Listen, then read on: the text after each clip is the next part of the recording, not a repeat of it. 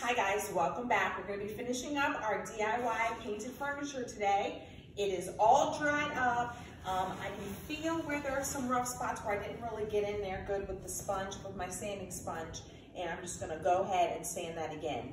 If you're new here, my name is Renee, AKA Mommy Hasn't Showered. And in the description box below, I will put down the link to the first video where I picked up the chairs, I talked about the chairs, everything that we used to paint the chairs, and the whole process. Okay, so all I'm gonna do is I'm gonna go and I'm gonna take my, my 220 grit sanding sponge, the same sponge that I used during the actual painting process. And I'm gonna just go ahead in that circular motion that I talked about last time and sand the entire chair. Now, I don't know if you can see, but there's some paint coming off here. That's to be expected, don't worry. Just go ahead and sand and feel the spots where it feels kind of rough, maybe a little bit scratchy. Maybe you don't like the color as much, and try to sand that out. You're gonna do circular, you're gonna do the up and down motion again in the back and forth.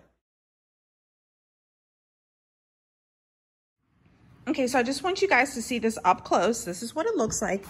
This is what I have done so far.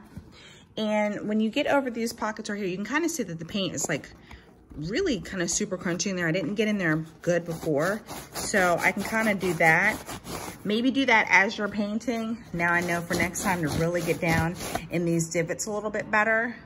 But I'm not super worried about it because when you're sitting in the chair, you're not really gonna be touching the inside of that. And I do kind of like it because I can see how it's like super pigmented in those spots. Can you see that? It really like gives it a really, I don't know, good pop of teal. So it's not so bad, but just be cognizant when you're doing that.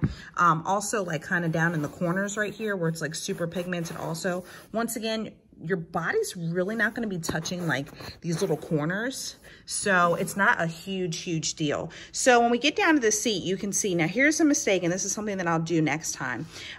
So you know, we did the downward brushes and then the upward brushes. What I must have done is an upward brush and then I let it dry. So that was a big no-no because I'm not sure that I'm gonna be able to get all of that out, even once I sand it. Now, the thing that I did learn with my last painted furniture that I did is that over time, especially spots where it's really sat in, so like here where your butt goes and where your back goes, it's really gonna smooth out here also in your arm area. It's really gonna smooth out just from people sitting, standing, clothes rubbing up against it, butts rubbing up against it. So I'm not gonna worry about it too much. Also, I'm gonna have some throw pillows on this chair, so you're really not even gonna see that, but just make sure that when you are close to like the drying time next time, don't do the upward motion right before it starts to dry. Make sure everything's all in the downward motion, like how it is here, as opposed to how it is here. On the back also, the same thing happened. I can see where I did an upward motion and I should have finished it off with a downward motion. I'm gonna try to scrub this out as much as I can so it's smooth like that. But with that being said, also this chair is probably gonna be up against the wall, so you're really not gonna see that. And this is a little bit different from the front because you know, it would smooth out because people would be sitting on it. No one's really gonna be touching this. If you do like a blanket drape or something like that over top, so say you get that upward motion, you know, quote unquote mistake kind of up here, that's all right, because when you style your chair and you do your blankets or your pillows or something like that, or maybe even like hang a tapestry over it, not completely over it because that was the point of you redoing the chair. You want to be able to see the chair, but you know, we're just styling it, then you can kind of hide it and it's not a huge deal. Don't let it ruin your whole project. Now, I just want to show you guys my hands and something that I would change for next time. So this time, this is going to come off pretty easily, but I'll tell you, when I did the painting, I did not wear gloves, and that was a huge mistake. I got paint all over my hands. It was all under my fingernails for several days. So I need to start wearing gloves. So just a heads up, you might want to wear gloves if you don't want to have blue fingernails for the next week after you paint. Okay, so now that that's done, you can take a shop vac to this, honestly, if you have a lot of dust. I really did not have too much dust. I mean, I did this a couple times just to get any of the extra off. And we are going to start mixing up our wax so that we can wax this bad boy down and let her dry overnight. So I just have a plain old brush that I got from my craft stash. I think it was like $1 at Home Depot, honestly. It's nothing fancy or special. And here's the clear wax that I showed in the last video. All you're gonna do is, you see how it says thin layer. Make sure that you are using a thin layer. You can also use a lint-free cloth and remove any excess. I like to use the brush. I feel like I can really get down in there a lot better. And then you're gonna wait 24 hours and you can buff it again.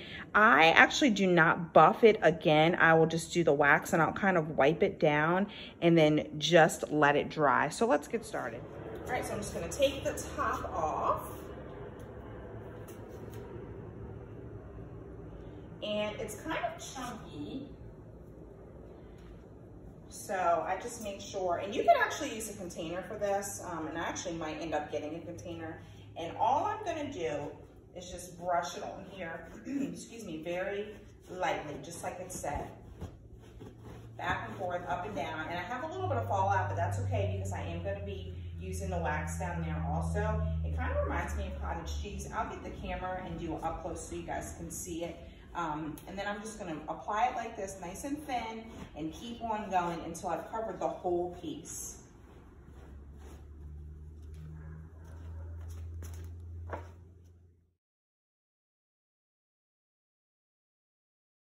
Now, I'm not sure if you can tell, but I did a little bit more, and I went over this area twice because that's where someone's back's gonna be and I don't want any paint to rub off onto their clothing.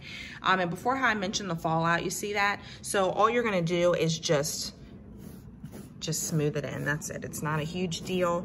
And as I get more, it'll just blend in even more, but see, that's it. It's not a big deal at all. You're gonna have a little fallout, that's okay. You can take your couch cushion or your chair cushion off if you'd like to, so that you really get all the spots good. But I'm just gonna paint it just like that because I feel like what's showing is what someone's gonna be sitting on. And so I'll make sure that I cover it all very nicely. All right, so finally what we're gonna do is we're gonna come in with this white towel and we're just gonna find some spots and maybe have like a little extra, like right here, and I'm just gonna wipe it, that's it. And honestly, I might just give the whole chair a wipe down, just like a quick wipe down. You can kind of see like there's a lot right there, but this area is the last area that I did. You can see that it's totally starting to dry already. You really can't see the wax, just when you are doing this, looking like the little crevices like that.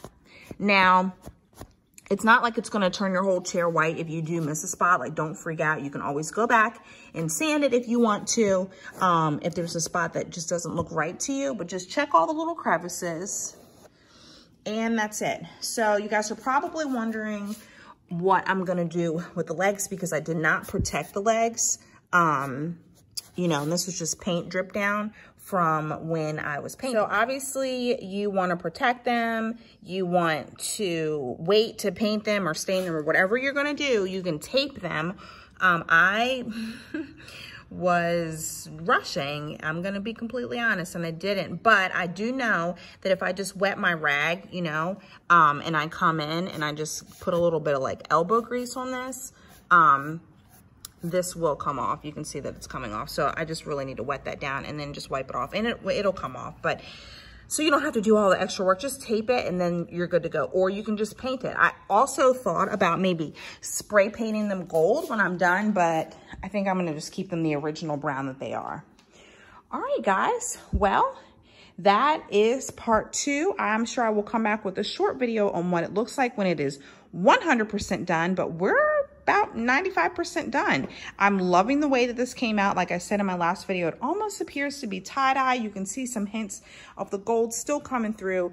I found a little spot that I missed paint totally, but you know what? That's okay. Like I said, I'm gonna have pillows and throw blanket, and yeah, that's it. Those are my chairs. I love them. Thanks again for joining. See you next time.